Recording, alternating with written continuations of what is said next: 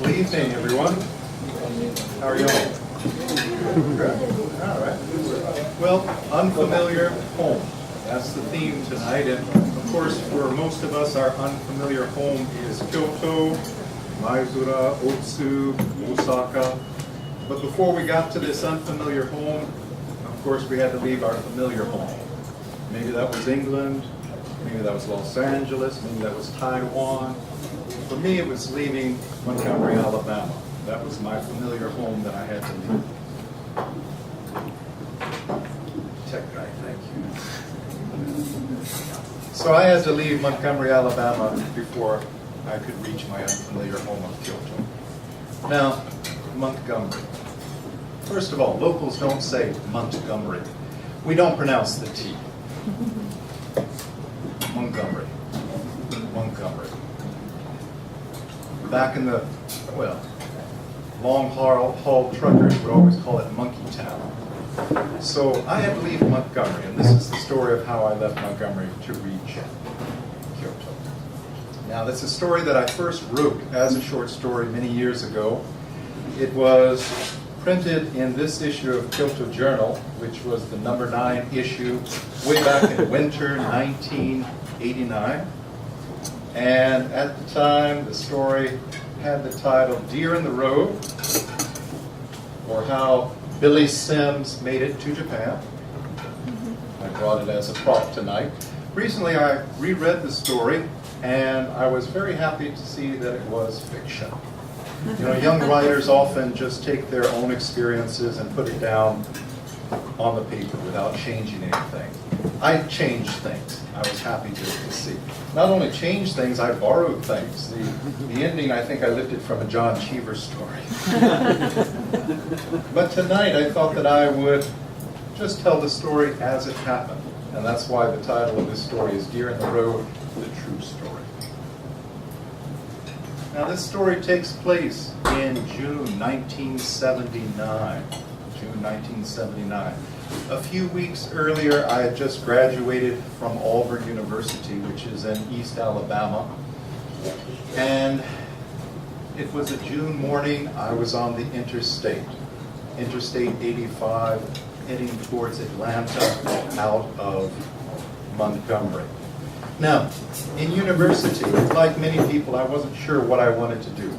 I started out studying biology because I had the idea I wanted to be a veterinarian. Growing up, I had seen a lot of the Wild Kingdom programs on television.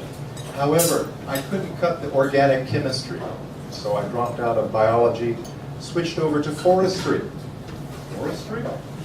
Well, at the time, I was reading a lot of Gary Snyder, and I imagined myself in some fire lookout overlooking trees. Well, the people in the forestry department were more interested in cutting down trees.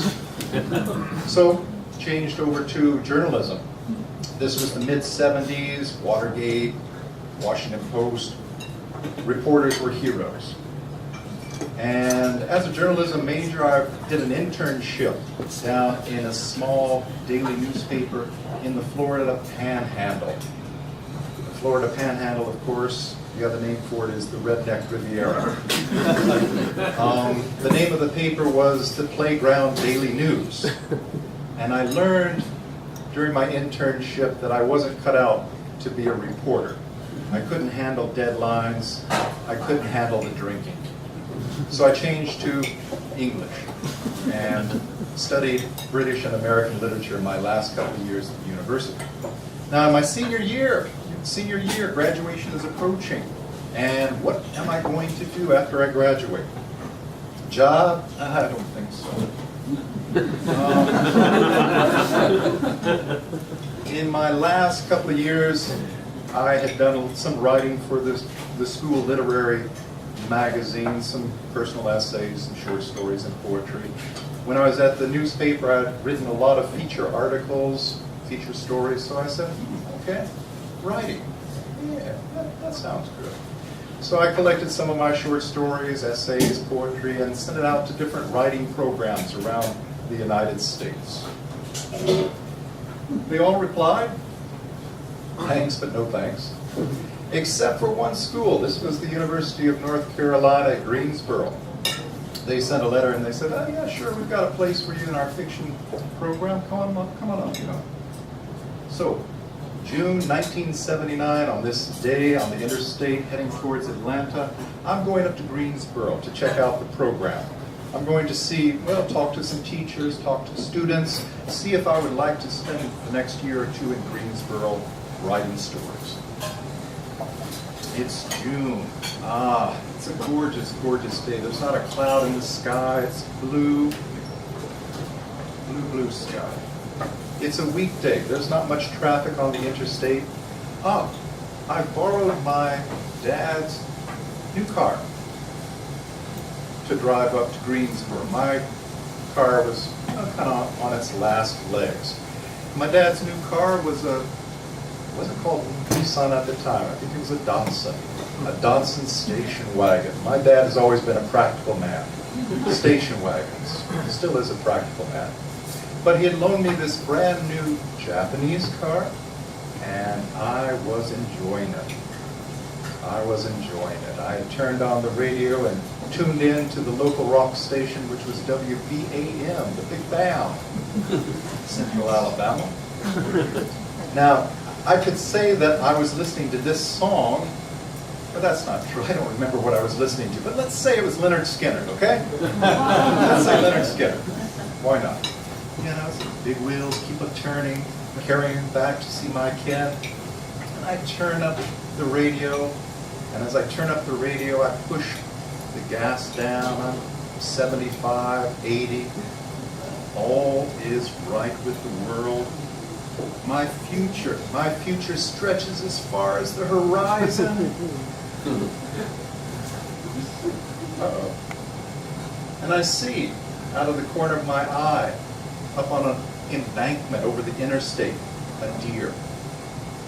Now this is rather unusual, because deer are shy, nocturnal animals. Usually during the day they're sleeping somewhere. So something must have spooked this deer. Maybe a pack of wild dogs or something. But I saw this deer up on the embankment, and it wasn't just standing there. It was running. It was leaping. It was bounding towards the interstate. And I was going to hit it. I was going 80 miles an hour. There was no way to swerve. There was no way to brake. It was inevitable. I was going to hit this deer. And it was really strange because it happened so quickly and yet so slowly at the same time. Just imagine the music slowing down. It's like, sweet home Alabama. And I hit the deer. The deer goes flying over the roof of the car. Well, I bring the car to a stop on the side of the road, and I'm just gripping the steering wheel. I'm shaking. I'm just shaking. But luckily, I had my seat belt, my shoulder harness on, so I wasn't hurt. Get out of the car. Get out of the car. I look back down the road. The deer is dead on the side of the road. Sure. I was going 80 miles an hour. I killed that poor thing. But I was feeling pretty lucky to be alive myself. I walked around to the front of the car. My father's brand new Datsun station wagon. Did I mention it was new? The front end was crushed in. The grill was just a mess. The headlight was broken. The bumper was dented. There was blood and other gory stuff on it. I'm standing there by the side of the road, literally dead in the water. No place, no way to go anywhere. And I see coming down the interstate from Montgomery a pickup truck. It's, as I said, a very light traffic day on the interstate. And this pickup truck comes, it stops next to the carcass of the deer. These two guys, these two good old boys, get out of the cab of the truck, they run around, they grab the deer, they throw it into their truck. They come on down towards me, they slow down, roll down the window. One of them leans out and says, "You all right?" I said, yeah, I'm all right. And then they drive on. Now, I grew up in Montgomery. We did some fishing when I was aboard, but not much hunting, maybe some squirrels. And this was the first, for my first kill. We got venison. We got a rack of antlers to put on the wood panel den. And that's all gone. That's all gone. Even worse, how am I going to explain to the state trooper when he comes to file the accident report that I hit a deer in the middle of the morning? He's going to say, "Boy, where's the deer?" And worse, my father's going to kill me because, did I mention this is a brand new car? And this is not like just scratching. It's not like the first scratch. Well, what to do? I hiked down to the next exit. I think it was the Mount Meigs exit. Called the highway patrol. Called my dad. God bless him. He just said, "Look, I'm just happy that you're alive. Don't worry about the car." By the time I got back to the car, the state trooper was standing there next to the car, about 7 foot high. Had his smoky bear hat on, his Ray-Bans, giving me the look. But he believed me. I mean, there was enough evidence that I had hit a deer. And was towed back to Montgomery. I was back in Montgomery by lunchtime.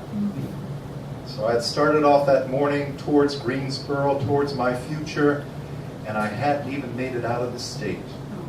Hell, I hadn't even made it out of the county. Now, for me, it became a sign. That deer was put there for a reason. Fate was telling me that no, my future did not lie in North Carolina in a writing program. And I would be pretty foolish to tempt fate again by heading in that direction.